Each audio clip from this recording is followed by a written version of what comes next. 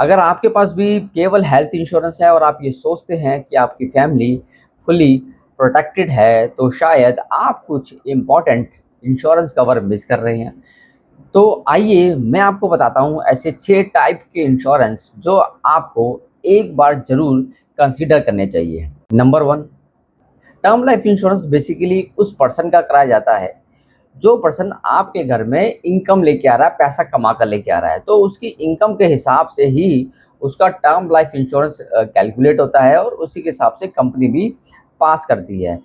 Term life insurance सबसे पहले plan करना चाहिए। दूसरा सबसे बड़ा इंश्योरेंस है हेल्थ इंश्योरेंस। हम लोग मेडिकल इमरजेंसी के लिए प्लान करते हैं कि अगर इन फ्यूचर हमारे साथ कोई मेडिकल इमरजेंसी आती है रात बेरात, तो उस केस में हमें ये नहीं सोचना कि हमें कौन से हॉस्पिटल में जाना है, पैसा कहाँ से आएगा।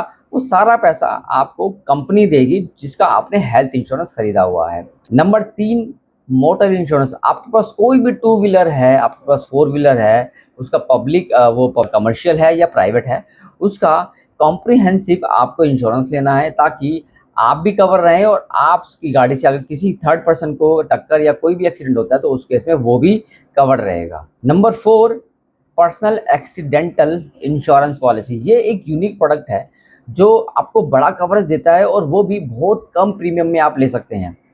अगर आप इसमें 50 लाख रुपए का भी कवरेज लेते हैं तो ये आपको काम कैसे करता है कि मान लीजिए आपका कोई एक्सीडेंट हो गया, उस केस में आप 15 दिन, 1 महीना, डेढ़ महीना, 2 महीना अगर बेड रेस्ट पे चले जाते हैं तो आपका इनकम ऑफ सोर्स तो खत्म हो जाएगा।